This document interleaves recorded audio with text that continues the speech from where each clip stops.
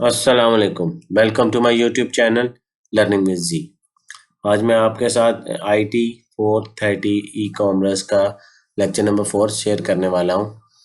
Previous lecture में lecture number 2 और 3 cover किया था। इसके भी कुछ टॉपिक थे लेक्चर नंबर 4 के, तो वो मिस कर गया था, तो मैंने एक नई वीडियो बना के लेक्चर नंबर 4 मैं इसमें आपको क्लियर करवाऊँगा, कवर करवा लूँगा। अच्छा, आइए देख लेते हैं कि इसमें क्या है। नेटवर्क डिवाइसेस के जो हमारे नेटवर्क्स हैं, हमने पीछे पढ़ा था कि लोकल एरिया नेटवर्क हमने पढ़ा है इसमें। तो उसके अंदर डिवाइसेस कौन सी यूज़ होती हैं, और कुछ यहाँ पर नेटवर्क टिपोलॉजीज भी पढ़ेंगे। जैसे उसने लिखा हुआ है कि topology of LAN means it's a physical layout. जो फिजिकल लेआउट होता है लैन का, 3 टाइप की नेटवर्क टिपोलॉजी हमने यहाँ पर पढ़नी है: बस, स्टार और रिंग। ठीक है, वो उनके नीचे अभी हम फिगर दिखाता हूँ। ये 2 डिफरेंट अप्रोचेज टू नेटवर्किंग की 2 डिफरेंट अप्रोचेज होती है: server based and peer to peer approach. Server based approach के अंदर सेंट्रलाइज सर्वर मशीन होती है, एक मेन मशीन होती है। वो यूज़र रिक्वेस्ट करता है शेयरिंग रिसोर्सेज नेटवर्क के ऊपर, वो सर्वर उसको एक्सेप्ट करता है, तो फिर वो आगे चलते हैं। पीयर टू पीयर में कोई सर्वर नहीं होता, आपस में ही कनेक्शन क्रिएट होता है। एक डिवाइस का दूसरी डिवाइस के साथ कनेक्शन जो है वो तो यानी जो दोनों हैं डिवाइसेस, वो क्लाइंट एंड सर्वर जैसे ऊपर सर्वर बेस्ड मॉडल के अंदर वो रिक्वेस्ट करता था और वो उसके रिक्वेस्ट आगे से सर्वर एक्सेप्ट करता था। इसके अंदर वो दोनों ही एक्ट क्लाइंट और सर्वर के तौर पे एक्ट करते हैं कि वो दोनों ने रिक्वेस्ट भेज सकते हैं एक दूसरे को, और वो रिसीव भी एक्सेप्ट भी कर सकते हैं उस रिक्वेस्ट को। तो ये 2 तरह की अप्रोच होती हैं। अब इसमें बस टोपोलॉजी में एक मेन बस लाइन होती है, बीच में एक मेन बड़ी केबल, उसके साथ कंप्यूटर सारे अटैच होते हैं। जैसे ये बीच में वाइट कलर की लाइन दिखाई है, ये बस केबल होती है बीच में, उसके साथ ये कंप्यूटर अटैच हुआ है। उसके बाद आती है स्टार टोपोलॉजी, जिसके अंदर एक मेन डिवाइस होती है हब, जिसके साथ आपके कंप्यूटर एक स्टार फॉर्म के अंदर कंप्यूटर कनेक्ट हुए होते हैं। ये तो फिजिकल उसका लेआउट है, असल में इस तरह स्टार नहीं बना होता। आपकी लैब में, आपने कंप्यूटर लैब में देखा होगा, पेपर देने जाते हैं, ये हब्स 3-4 कंप्यूटर के बाद ही बीच में उन्होंने एक हब लगाई होती है। एक बॉक्स सा बना होता है, दीवार पे लगाया होता है। तो ये वो कॉन्सेप्ट है। फिजिकली स्टार ऐसे नहीं होता, ये जस्ट नाम उसको दिया हुआ ताकि उसके हिसाब से। उसके बाद एक रिंग टोपोलॉजी होती है, जिसमें जिसमें सॉरी, जिसके अंदर सारी डिवाइसेस जो है वो पीयर टू पीयर कनेक्शन के साथ कनेक्टेड है। वो देख रहे हैं एक रिंग की फॉर्म में सारे आपस में कनेक्ट हैं। 1 2 3 4 5 6 कंप्यूटर हैं, या ज़्यादा कंप्यूटर भी, सारों को इस तरह कनेक्ट किया जाता है। अगर एक ने कंप्यूटर 6 को भेजना है, तो वो पहले 2 को भेजेगा, 3 को भेजेगा, 4 को भेजेगा, 5 को भेजेगा, फिर जाके उससे अगले 6 कंप्यूटर को वो रिक्वेस्ट जाएगी। ये रिंग टोपोलॉजी में होता है। बाकी ऊपर स्टार टोपोलॉजी में होता है, वो बस हब को रिक्वेस्ट भेजेगा, हब आगे भेज देगी। बस में जो है वो यही होता है कि वो बस को रिक्वेस्ट जाती है और फिर वो आगे चली जाती है। सेम उसमें एक जैसे ऊपर वाले हैं, बस से ऊपर हैं और बस से नीचे हैं, तो वो उनको जो है वो एक प्लेटफॉर्म दे दिया जाता है। जो जो ऊपर वाले हैं वो आपस में कनेक्टेड हैं और नीचे वाले आपस में कनेक्टेड हैं। उसको जब ऊपर वाले कंप्यूटर को नीचे को रिक्वेस्ट भेजनी होती है, तो वो बस को रिक्वेस्ट भेजते हैं, वो फिर आगे रिक्वेस्ट दूसरी साइड को वो भेजता है। तो ये 3 टाइप की टोपोलॉजीज आपके ई कॉमर्स में पढ़ाई हैं। इसके अंदर सबसे पहले जो डिवाइस, जो नेटवर्क डिवाइसेस जो है, इसका टॉपिक जो आपका लेक्चर है जिसका नाम है, उसमें सबसे पहले hub provide the central connection for point for LAN. Central connection होता है, ऑर्गेनाइज करता है केबल्स को and lay data signal to all the computer. सारे कंप्यूटर को सिग्नल भेजता है। There are ports on the back of hub used to connect computer. They come in a different sizes and shape. यानी जो इसके पीछे आप इसको जाके ना ऑब्जर्व कीजिएगा, जब आप एग्जाम देने जाते हैं, दीवार पे एक बॉक्स लगा होता है, उसके अंदर से लैन की तार निकल रही होती है। वो उसको आप ज़रा गौर से देखिएगा, आपको फिर पता चलेगा कि हब क्या चीज़ होती है। यहाँ गूगल करके देखिएगा। ये सारों को कनेक्ट करते हैं, डिफरेंट साइज में अवेलेबल होते हैं। लैब में तो आपके काफ़ी बड़ा होता है, 10 या 15 कंप्यूटर एक हब से कनेक्ट किए होते हैं। तो ये होता है। उसके बाद रिपीटर है। रिपीटर का काम होता है कि सिग्नल को जनरेट करना। Repeater will amplify the entire electric signal it receive. जितना भी है वो एम्पलीफाई करेगा उसको, सिग्नल को जो से रिसीव होगा, इसकी it has no capability of directing network traffic. इसके अंदर कुछ लोग ये समझते थे पहले कि ये जो है नेटवर्क की जो ट्रैफिक होती है उसको डायरेक्ट करता है, लेकिन ऐसा कुछ भी नहीं करता है, सिर्फ सिग्नल जनरेट करता है। इलेक्ट्रिक सिग्नल जब भी उसको जो रिसीव होगा उसके अगेंस्ट जनरेट कर देगा, रीजनरेट्स, यानी जो उसको सिग्नल जनरेट रिसीव होगा उसको दोबारा जनरेट करके वापस भेज देगा। ब्रिज, अब bridge is a combination of hardware और सॉफ्टवेयर का कम्बिनेशन होता है। ब्रिजेस जो है it has its own operating system होता है उसका अपना। It help to conserve the bandwidth of network, ये नेटवर्क के बैंडविड्थ को कंजर्व करती है जो ब्रिज होता है। बैंडविड्थ क्या होता है? स्पीड ऑफ नेटवर्क की कितनी स्पीड है। It indicate how many bits can be transmitted across a network in given time, यानी एक गिवन टाइम के अंदर, एक गिवन वक्त के अंदर आपकी जो एक नेटवर्क में कितनी बिट्स जो है वो ट्रांसफर हो सकती हैं, आ जा सकती हैं, ट्रांसमिटेड। ब्रिज के केस में the larger network is physically chopped into smaller segment. Bridge जो है वो बड़े नेटवर्क को स्मॉलर नेटवर्क सेगमेंट्स के अंदर डिवाइड करता है। Bridge can read the MAC address और the physical address computer on the data packet. जो ब्रिज है वो मैक एड्रेस आपका पढ़ता है और फिजिकल एड्रेस। ये पेपर में पूछी जाने वाली डेफिनेशंस हैं, इनको आप अच्छी तरह याद कर लीजिएगा क्योंकि ये सारी चीज़ें पेपर में आ जाती हैं। वो पूछ लेता है कि तो 2 या 3 नेटवर्क डिवाइसेस को डिफाइन करो या ब्रिजेस को डिफाइन करो या ब्रिज को एक्सप्लेन करो, शॉर्ट नोट लिखो, ऐसे सवाल आ जाते हैं। अच्छा, MAC address is printed on the network. आपने मैक एड्रेस के बारे में तो पढ़ लिया था पीछे कि वो क्या होता है। A bridge matches this MAC address with the one stored in its table and judge the which particular segment does a packet belong to and accordingly send packet to such segment. Bridge जो है वो Mac address के through ना करता ये है कि एक टेबल बनाता है, ठीक है।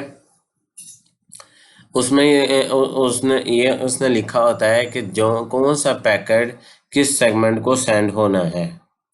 ये चीज़ बस ब्रिज में काम करना होता है। इसके अंदर इसकी बैंडविड्थ जो मैनेज कर रहा होता है और उसके जो पैकेट्स जो सेंड होने हैं, डाटा पैकेट्स, वो सही सेगमेंट को सेंड हो रहे हैं, ये चीज़ें मैनेज करता है। It does not allow other packet belong to other segment to spread to particular segment and conserve the bandwidth. अब इससे ये करता है कि वो दूसरे जो है वो पैकेट्स को दूसरे सेगमेंट, गलत सेगमेंट की तरफ स्प्रेड नहीं करने देता, भेजने नहीं देता। उससे आपकी जो बैंडविड्थ है वो बचती है।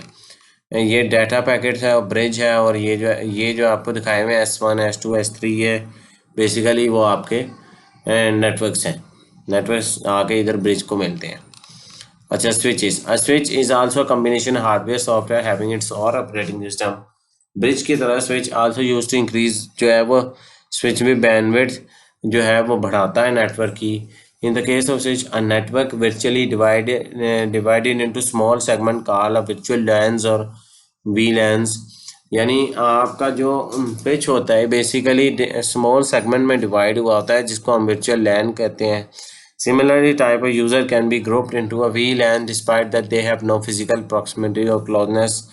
A switch will read the MAC address on a data package and match it with the list of MAC addresses of the user machine containing it. ये MAC एड्रेस जो डाटा पैकेज के साथ आया होता है ना, कौन से कंप्यूटर से आ रहा है और कौन से कंप्यूटर को जा रहा है, वो उसको अप्रोप्रिएट MAC एड्रेस के थ्रू रीड करके करता है। यही काम आपका ब्रिज भी करता है। Similarly, it send the data packet only to the machine on the VLAN machine. Virtual LAN के ऊपर जो है वो हमने जब ये बेसिकली वर्चुअल लैन ही बनाया है ना इसने, तो to which this packet relate, जिससे वो रिलेट करता है वो डाटा पैकेट सेंड करता है। Packet belong to other VLANs are not allowed into the particular VLAN, hence bandwidth increases. Packet जो जिस VLAN को बिलोंग करते होंगे ना, वो अलाउ नहीं करता कि वो कोई और पैकेट उसके अंदर आए, इससे वो बढ़ जाता है, वो आपकी बैंडविड्थ बढ़ जाती है, ठीक है, और नेटवर्क की स्पीड बढ़ जाएगी। सिमिलरली जैसे उसमें भी जो है उसने सेगमेंट बना लिए थे, इसमें वो सेगमेंट जो है वो ये वर्चुअल लैन के अंदर कन्वर्ट कर लेता है। दोनों का काम काफ़ी सिमिलर है। उसके बाद राउटर है। Router use a combination hardware software to forward the data packet to their destination. On the internet. अब राउटर आपके पास इंटरनेट का जो मॉडेम होता है आपका, उसको राउटर कहते हैं। वो आपको इंटरनेट से पीछे आईएसपी से आपको इंटरनेट आता है और वो आपको आगे जिस भी डिवाइस आप यूज़ कर रहे हैं, आप मोबाइल यूज़ कर रहे हैं उससे कनेक्ट करके, आप कंप्यूटर अपना डेस्कटॉप यूज़ कर रहे हैं, आप अपना लैपटॉप यूज़ कर रहे हैं, वो उसको प्रोवाइड करता है। तो आपके पास इंटरनेट का एक्सेस होता है। There are more efficient sophisticated than the precision switches से ज़्यादा एफिशिएंट होते हैं। They can divide the larger network into logical segment called a subnet on the basis of IP addressing scheme. Basically इसमें और उनमें फ़र्क ये होता है कि वो पुरानी थोड़ी सी टेक्नोलॉजी है, लेकिन वो भी एक तरह की यूज़ तो हमारे पास अभी भी वो हो रही है। अब ये मॉडर्न आपने देखे होंगे अपने घर में, पीटीसीएल के डिफरेंट कंपनीज के राउटर्स होते हैं मॉडेम, जिसको हम मॉडेम भी बोल देते हैं, राउटर भी बोल देते हैं कि पीटीसीएल का राउटर है या किसी कंपनी का राउटर है। अब उसी के ऊपर वो उसी के अंदर वाईफाई भी होता है, उसी को हम वाईफाई राउटर बोलते हैं।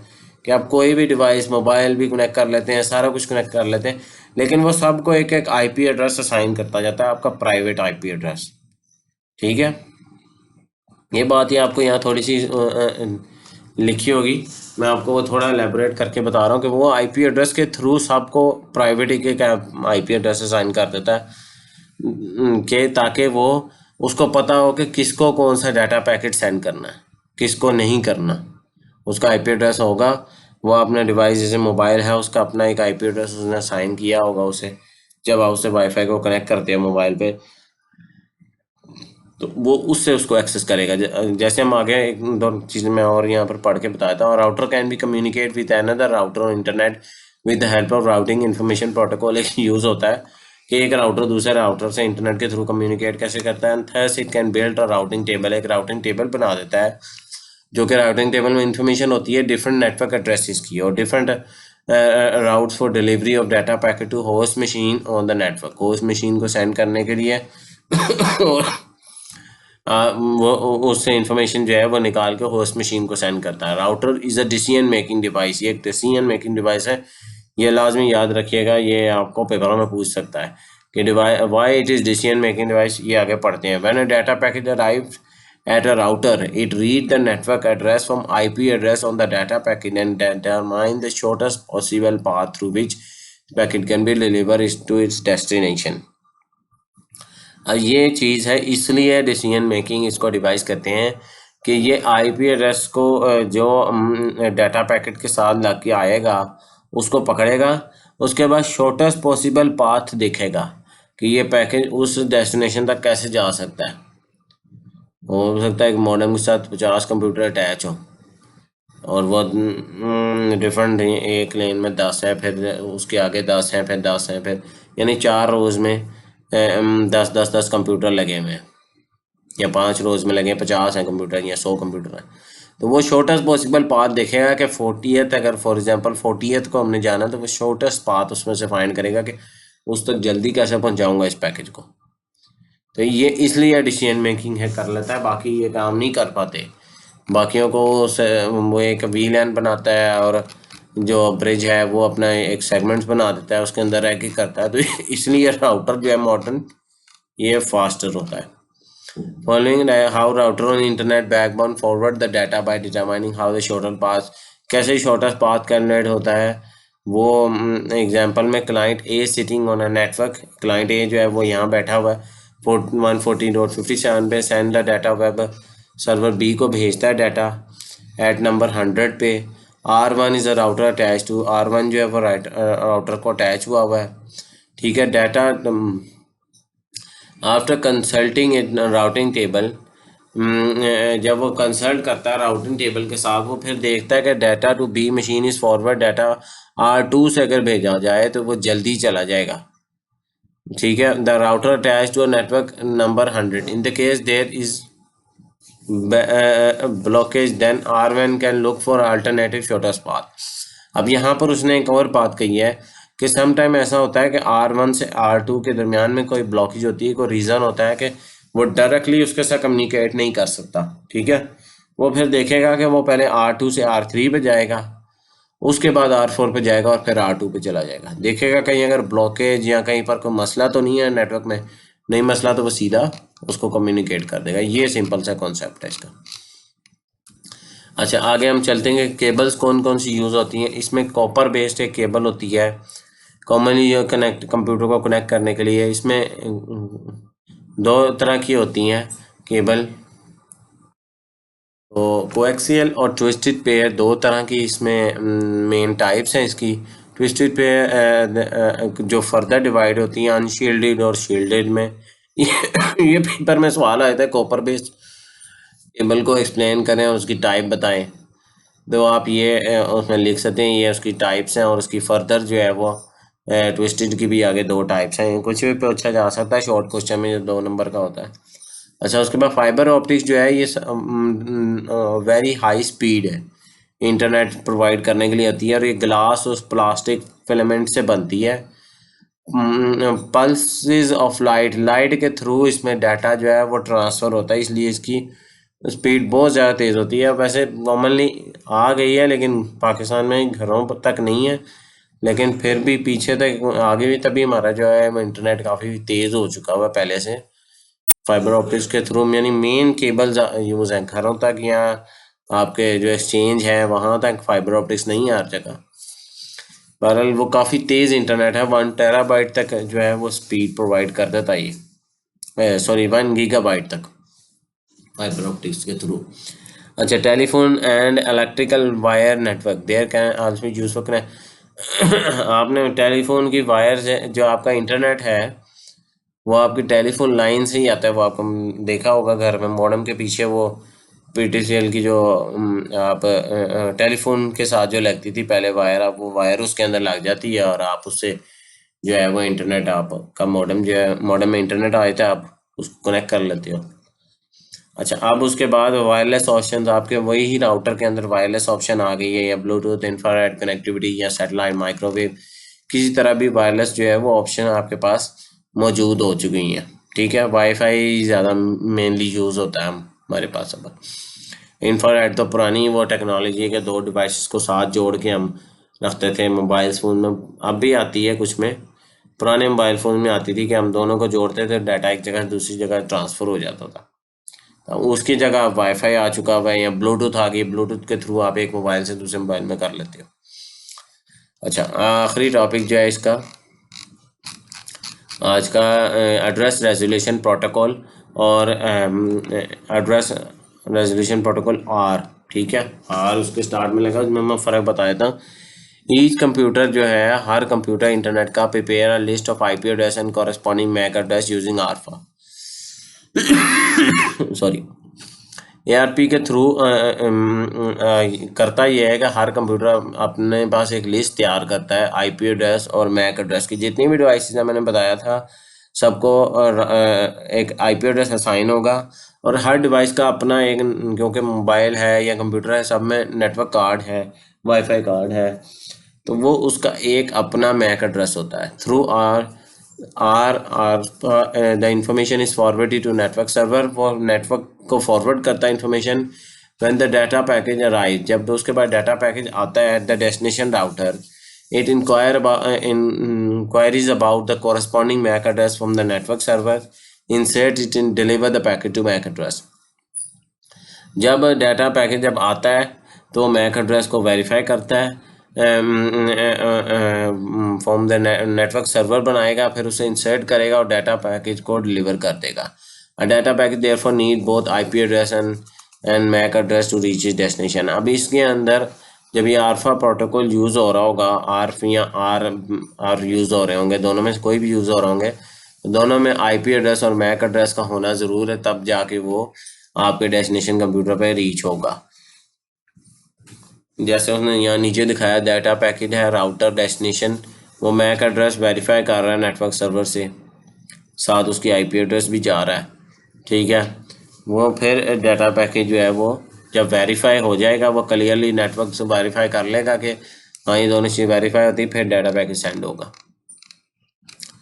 अच्छा लास्ट टॉपिक सॉरी ये है इंटरनेट सर्विस प्रोवाइडर कौन होता है। आपका इंटरनेट सर्विस प्रोवाइडर जो आपको इंटरनेट प्रोवाइड कर रहा है, ठीक है आईएसपी आपका, वो हमारे पास पीटीसीएल है या आपका स्टॉर्म फायर जो भी आप यूज़ कर रहे हैं, यहाँ पर कोई सिम का इंटरनेट यूज़ कर रहे हैं तो वो आपका ये यूफोन है या जैज़ है, या जो भी आप सिम यूज़ कर रहे हैं वो आपका ISP है। The organisation which can provide internet connections offer a service of web hosting, news group and internet emailing. अब ये दो तीन चीज़ें जो हैं ये आपको कॉन्सेप्ट नया होगा कि वेब होस्टिंग क्या होती है, इंटरनेट ईमेलिंग क्या होती है। वो तो आपने ईमेल पहले यूज़ की होगी, याहू की या हॉटमेल की। तो कुछ ISPs जो इंटरनेट सर्विस प्रोवाइडर होते हैं वो ये भी प्रोवाइड करते हैं, PTCL भी यहाँ पाकिस्तान में PTCL भी प्रोवाइड करता है कि आप जो है वो वेब होस्टिंग, ये दोनों एक कॉन्सेप्ट मिलते जुलते हैं कि आप अपने नाम की कोई डोमेन ले लेते हैं। लाइक मैं एग्जांपल लेता हूँ abc.com, ठीक है, आपने ये वेबसाइट ख़रीद ली है उनसे, वेबसाइट डोमेन नेम खरीद लिया जैसे हमने प्रीवियस में पढ़ा था। अब इसके हमने ईमेल एड्रेस बनाने हैं, लाइक है ali@abc.com। अभी तो हम हॉटमेल का यूज़ करते हैं या याहू यूज़ करते हैं, तो ये इंटरनेट ईमेलिंग ये होता है, ठीक है। वेब होस्टिंग के थ्रू आप ईमेल अपनी जो है ईमेल सर्वर आप उनसे परचेज कर सकते हैं। ISPs कुछ प्रोवाइड करते हैं, कुछ नहीं करते। They work in a hierarchy. The ISP at the top of the hierarchy which connected with the internet backbone in called internet access provider. ये सबसे जो टॉप लेयर ISP में होती है वो इंटरनेट एक्सेस प्रोवाइडर होता है। और IAP an internet trunk link or a backbone passing through a metropolitan area is called metropolitan area ethernet, MAE या मैन इसको कहते हैं। IAPs are connected to MAPs to point called a network access point, NAPs कि जो IAPs जो हैं वो connect करती हैं MAE से, और जिस पॉइंट पे करती हैं उसको नेटवर्क एक्सेस पॉइंट कहती हैं। Trunk lines allow ISPs to move the data, वो अलाउ करती हैं ट्रंक लाइन को कि ISP को अलाउ करे कि IAPs को कि डाटा को मूव करे। The actual writing of data packet take place on internet backbone, जो आपको सारी वो नीचे बताई हुई हैं कि वेब सर्वर है, ISP है, IAP है। फिर आप जो यानी वो इंटरनेट बैकबोन के ऊपर सारी चीज़ें, वो वेब सर्वर और ISP आपको नहीं पता चलता, आप IAP पे हो, IAP हो, आप वो पॉइंट हो नेटवर्क एक्सेस पॉइंट पर आप बैठे हुए हो, ठीक है।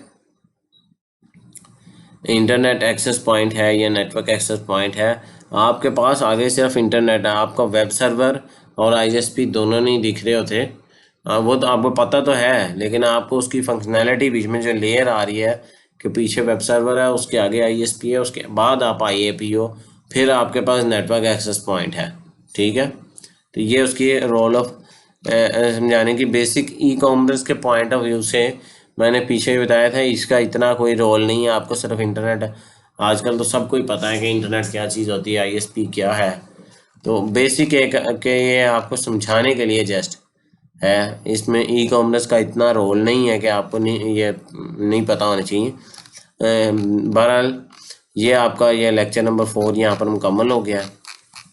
अगर कोई इसमें बात आपको समझ ना आई, मैंने कोशिश तो पूरी किया कि आपको सारे कॉन्सेप्ट क्लियर कर सकूँ। कुछ समझ ना आई हो तो आप मुझसे कमेंट करके पूछ सकते हैं या मेरे WhatsApp नंबर पर रब्ता करके मुझसे पूछ सकते हैं। मेरी वीडियो को लाइक करें, चैनल को सब्सक्राइब करें। मिलते हैं अगले वीडियो में, तब तक के लिए अल्लाह हाफिज़, अस्सलाम वालेकुम।